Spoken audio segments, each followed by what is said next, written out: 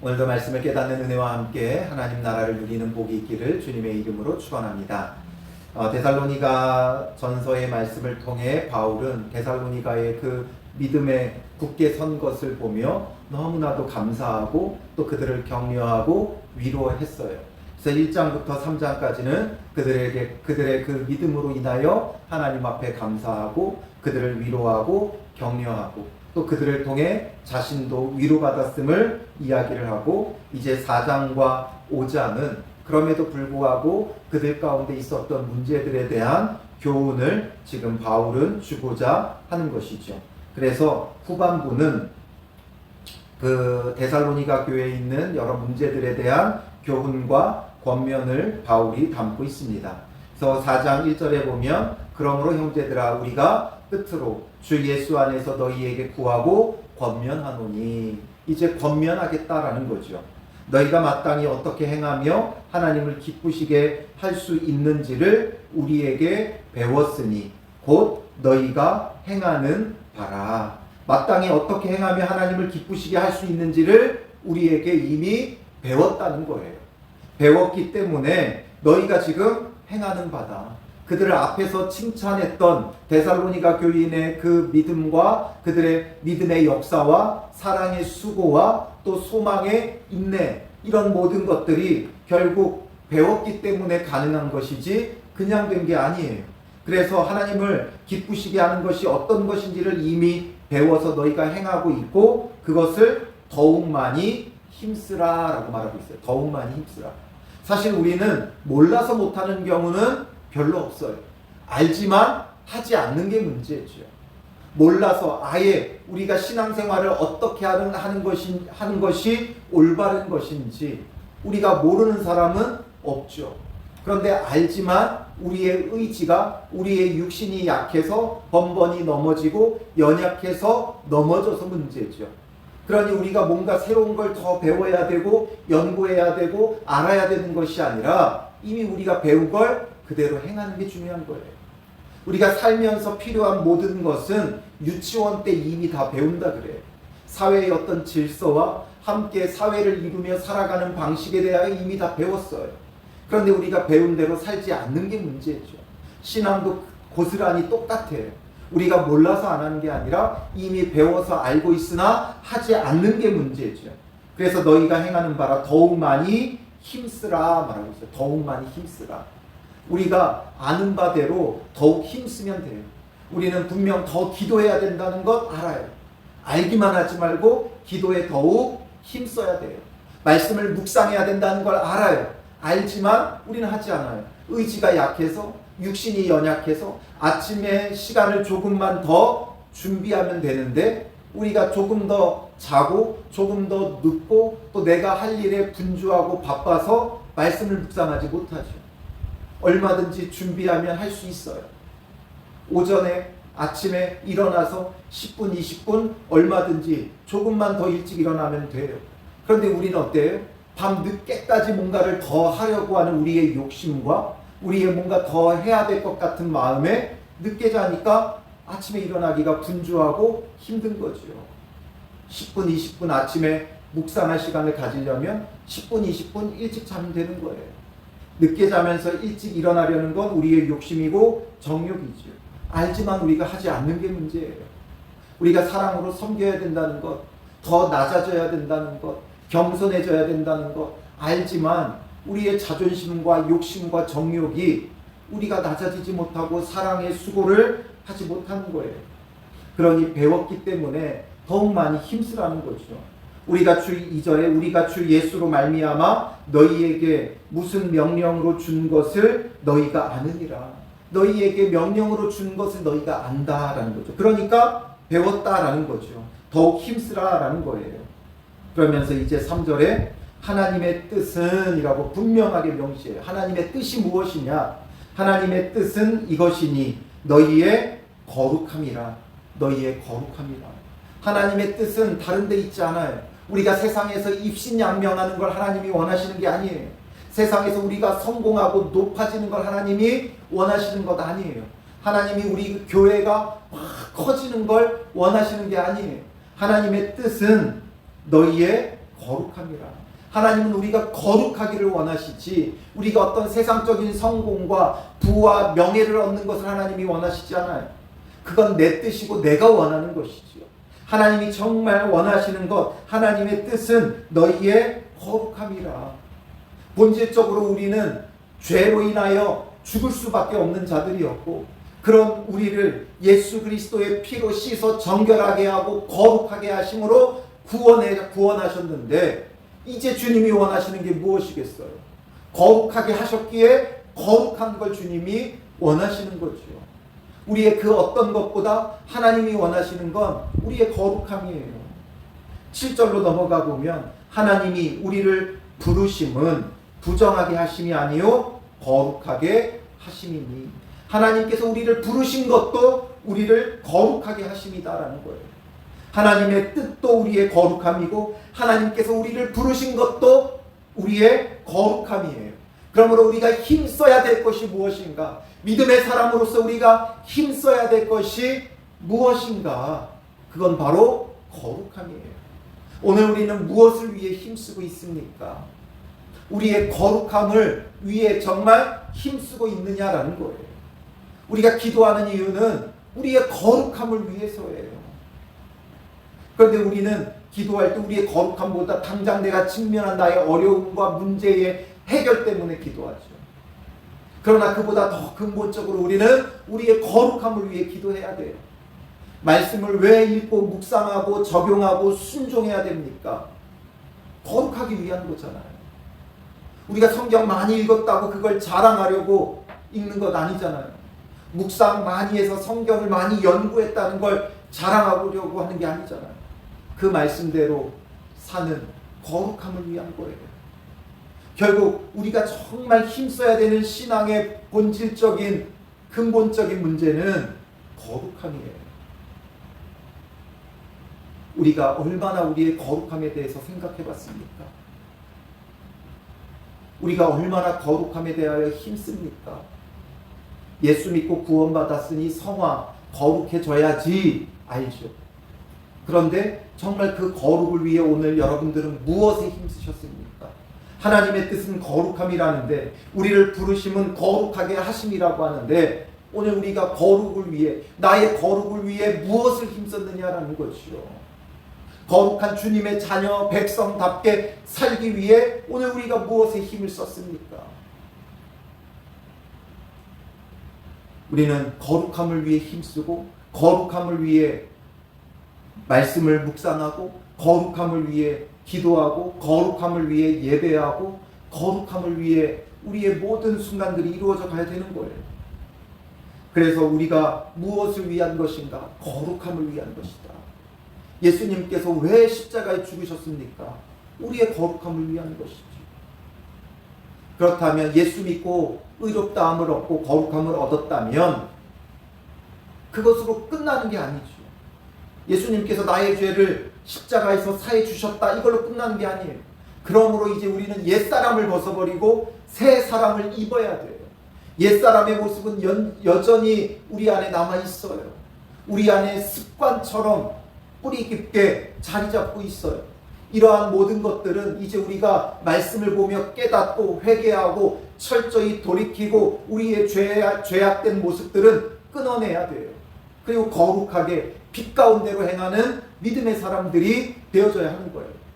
그리고 이 데살로니가 교인들에게 이 거룩함을 위해 가장 먼저 말하고 있는 건 뭐예요? 3절에 하나님의 뜻은 이것이니 너희의 거룩함이라, 곧 음란을 버리고. 이들에게 있어서 가장 심각한 문제는 음란의 문제였어요. 아니 그렇게 믿음이 좋고 소문났다면서 어떻게 음란할 수 있느냐? 왜냐하면 이 당시 헬라 문화, 그리스 문화, 이 문화 자체가 굉장히 음란했어요. 그들에게 있어서 이 지금 헬라 문화권에서는 성적 도덕적 타락이 굉장히 보편적이었어요. 그래서 이 헬라인들은 향락, 즐기는 것을 지고의 가치로 추구했어요. 그래서 향락을 추구했어요. 그런데다가 그뿐만 아니라 이들은 이 이방 종교는 매음, 음란하고 늘 연관이 있었어요. 그래서 헬라 문화권에는 어떤 말이 있었냐면 심지어 창녀는 향락을 위해, 정부는 육체를 위해, 아내는 자식을 위해 이런 말이 있는 거예요. 이런 말이 유행처럼 있었어요. 창녀를 통해 그냥 향락을 즐기는 걸 당연히 여겼어요. 정부, 여기서의 정부는 부도덕하게 정을 통하는 연인을 말하는 거죠. 나라의 그 정부를 말하는 게 아니라 이렇게 부도덕하게 정을 통하는 여자, 남자. 그래서 이 정부, 그런 여자들, 그러니까 지금 우리로 말하면 결혼한 사람들도 유부남, 유부녀들도 요즘 애인은 다 있어 막 이런 말 하잖아요. 그러니까 애인이죠. 그러니까 이들이 유부남이 애인을 두고 있는 것은 육체를 위한 것이라는 거예요. 그리고 이제 아내를 두는 건 자식을 위해, 자식을 낳기 위해 아내를 두는 거예요. 그러니까 얼마나 음란했으면 이런 말이 나올 정도로 그들은 음란한 시대였고 이게 악하다, 죄다 이것을 인식하지 못해요. 왜냐하면 다 그러니까 이게 당연한 거예요. 당연한 것처럼 여겨지는 거예요. 오늘날 우리나라도 앞에서 말했듯이 다들 애인을 하나 둘씩은 두고 산다 이런 말들을 하죠. 이게 이제는 점점 이상하지 않은 시대가 되어져 가고 있어요. 이런 것처럼 너나 할 것 없이 다 그러면 이거에 대한 죄에 대한 감각이 무뎌지게 되어지는 거예요. 당연한 것처럼 여겨지는 거예요. 그래서 이 시대에는 이 음란한 문제가 너무나 당연했고 그렇기 때문에 예수를 믿어도 그냥 그 사회적으로 당연했기 때문에 그런 당연함 속에 살아가다 예수를 믿었기에 이게 그렇게 문제가 된다는 걸 알지 못했다는 거죠. 우리나라도 초기에 복음이 들어왔을 때 우리나라도 예전에는 아들을 낳기 위해 이렇게 후처를 두는 경우들이 많이 있었죠. 작은 엄마들이 있었잖아요.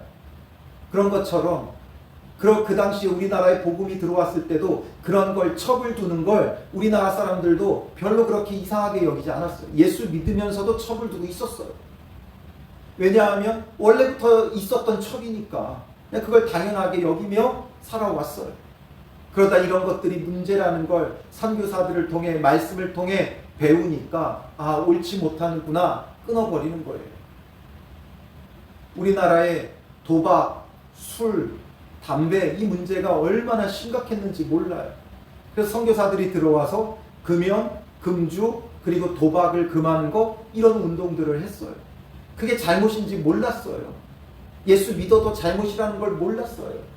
그런데 그게 문제라는 걸 깨닫기 시작했고 그러면서 돌이키기 시작한 거죠. 그래서 이 음란을 버리고 어떻게 해야 되느냐 이들에게 더 구체적으로 3가지를 말하는데 첫째는 각각 거룩함과 존귀함으로 자기의 아내 대할 줄을 알고 아내를 거룩하고 존귀하게 여기라는 거예요.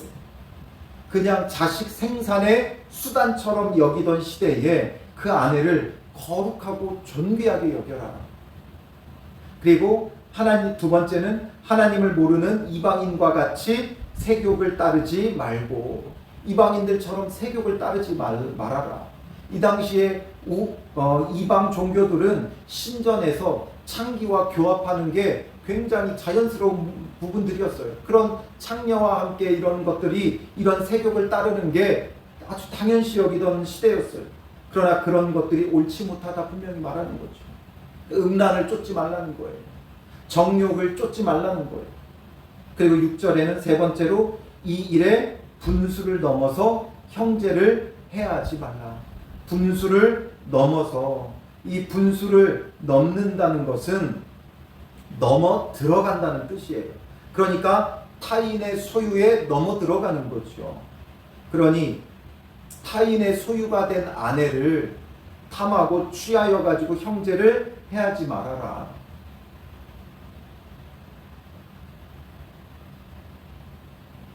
이런 것들이 너무나 자연스러웠던 시대. 그러니까 아내는 자식을 위해, 또 이방인과 같이 세교, 청년은 향락을 위해, 또 분수를 넘어, 또 정부는 육체를 위해 이렇게 살아왔던 거예요. 그 말이 딱 들어맞죠. 이런 것이 옳지 못하다 분명하게 지금 바울은 지적해 주는 거예요. 이게 정말 믿는 사람으로서의 거룩함의 크나큰 문제다라는 거죠. 이것에 대해서 문제라고 생각지 않았어요. 너무나 자연스럽고 너무나도 당연했기 때문에. 그러나 믿는 사람들에게는 이게 음란이고 이것이 곧 하나님 앞에 범죄하는 거예요. 이걸 저버리는 것은 8절에 보면 그러므로 저버리는 자는 사람을 저버림이 아니요 너희에게 그의 성령을 주신 하나님을 저버림이니라. 하나님을 저버리는 행동이다. 그러니 정말 거룩함을 위해 이런 음란을 버려라 분명히 말하죠. 이런 문제가 이제 옳지 못하다는 걸 믿는 사람들은 다 알아요. 그러므로 이런 일들에 가까이 하지 않는 건 믿는 사람으로서 이제는 당연한 것처럼 여겨져요. 물론 보지 않는 곳에서, 드러나지 않는 곳에서 육체의 정욕을 따르며 음란히 행하는 사람들도 있죠. 만약에 우리 안에 그런 마음들이 있다면 먼저 끊어내야 돼요. 우리가 우리 안에 정말 드러나지 않은 그런 음란함과 내가 육신의 정욕을 따르고 있는 그런 음란함의 모습들이 있다면 그건 먼저 정리해야 돼요. 그걸 정리해야 되고, 그리고 이제 우리가 그렇지 않다면 그럼 우리는 이제 깨끗한 것인가? 아니죠. 예수님께서 마태복음 5장 27절 28절에 뭐라 그래요? 또 간음하지 말라 하였다는 것을 너희가 들었으나 나는 너희에게 이르노니 음욕을 품고 여자를 보는 자마다 마음에 이미 간음하였느니라. 마음에 이미 간음하였다. 마음에 품는 것도 우리의 간음이다. 그래서 먼저 우리는 거룩함을 위해 이런 간음의 문제를 철저하게 정비해야 돼요. 우리의 영적 간음의 문제와 육적 간음의 문제를 먼저 정리해야 돼요. 영적 간음은 하나님 외에 다른 것에 우리의 마음을 두는 거죠.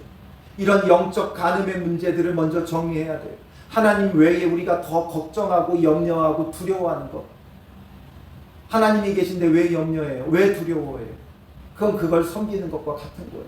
영적 간음이에요. 하나님 외에 우리의 마음을 쓰고 있는 것, 영적 간음이에요. 그리고 이제 육적 간음의 문제. 결혼하지 않은 사람은 자신의 순결함과 거룩함을 지켜야 되고, 또 결혼한 사람은 결혼 관계 안에서 아내와 남편에게 순결하고 거룩하게 행해야 돼요. 아내를 대할 때 거룩하고 존귀하게 하라고 했죠. 남편은 아내에게, 아내는 남편에게 이런 육적인 이런 간음의 문제가 완전하게 해소가 되어져야 돼요. 그리고 이제 우리는 더 넘어서 이런 육적, 영적 간음을 넘어서서 분수를 넘는다 이런 표현을 쓰죠. 우리가 내 분수를 넘어서는 것 자체가 정욕이고 욕심이에요. 내게 주어진 것들이 있어요. 하나님께서 내게 주신 것에 감사하고 주신 범위 안에서, 영역 안에서 우리가 살아가는 것이 마땅하죠. 그래서 빌립보서 4장 11절 12절에 바울은 뭐라고 말합니까? 빌립보서 4장 11절 12절에 보면 내가 궁핍함으로 말하는 것이 아니니라. 어떠한 형편에든지 나는 자족하기를 배웠노니 나는 비천에 처할 줄도 알고 풍부에 처할 줄도 알아. 모든 일 곧 배부름과 배고픔과 풍부와 궁핍에도 처할 줄 아는 일체의 비결을 배웠노라. 주어진 것에 만족하는 것을 안다라는 거죠. 주어진 것만큼이 내게 주신 하나님의 은혜예요. 그러니 주어진 것을 하나님의 은혜로 받아들일 수 있는 사람은 그 자기에게 주어진 영역을 넘어서지 않죠. 분수를 넘어서지 않아요. 오늘 우리가 분수를 넘어서는 게 그게 바로 정욕이고 간음이에요. 내게 주어진 그 은혜를 우리가 넘어서고 있다는 거지요. 이걸 넘어선다는 건 하나님이 내게 주신 것에 만족하지 못하다는 거예요. 하나님이 내게 주신 것을 만족하지 못하다는 건 하나님께 만족하지 못한다는 것이고 아님을 인정하지 않는 거예요. 그게 영적 간음이지요. 그러니 우리에게 주어진 모든 삶을 감사해야 돼요. 아내에게 만족하지 못하니까 정부를 두는 거죠. 남편에게 만족하지 못하니까 정부를 두는 거예요. 하나님이 주신 은혜에 만족하지 못하니까 자꾸 옷을 사 모으는 거예요. 하나님이 주신 은혜에 만족하지 못하니까 백을 사 모으는 거예요.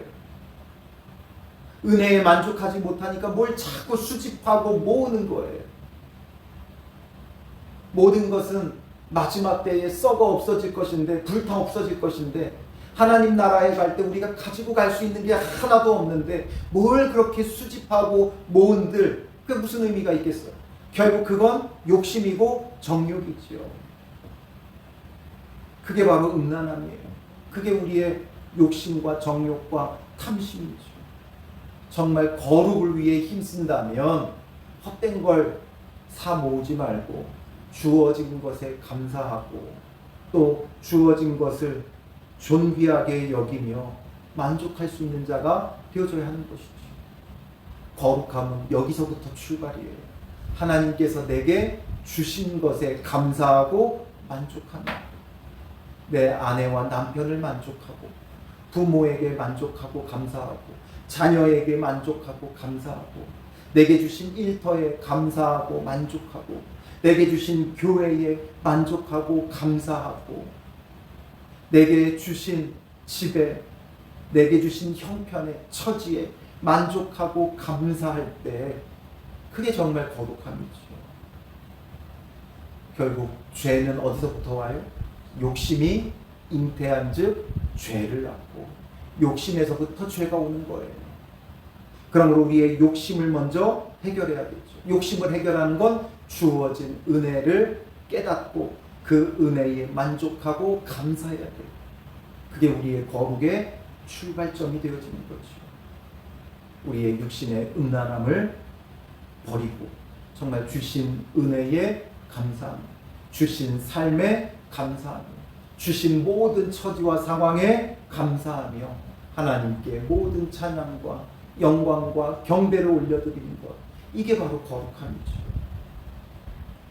우리가 성경 많이 읽는다고 거룩한 게 아니에요. 기도 많이 한다고 거룩한 게 아니에요. 무엇이 거룩함인가? 정말 깊이 묵상하며 우리 안에 음란함을 먼저 정리하고 영적 음란함, 육적 음란함 철저히 회개하고 그리고 주신 그 은혜와 주신 삶과 형편과 모든 것에 감사하고 만족하는 믿음의 사람들 되시기를 주님의 이름으로 축원합니다. 기도하겠습니다. 살아계신 아버지 하나님, 오늘 우리가 주님 앞에 얼마나 음란한 존재인가를 다시 한번 돌아봅니다. 주신 것에 만족하지 못하고 분수를 넘어 주시지 않은 것을 탐하는 우리의 이런 악함과 정욕과 욕심과 음란함을 주님 용서하여 주시옵소서. 우리 안에 있는 이 음란함을 위해서도 예수님께서 십자가에 죽으셨사오니 주의 보혈로서 죄사함 받은 우리가 다시는 음란한 일에 또 정욕을 따르는 일에 빠져들지 말게 하여 주시고 회개하고 돌이켰사오니 이제는 거룩하게 하여 주시옵소서.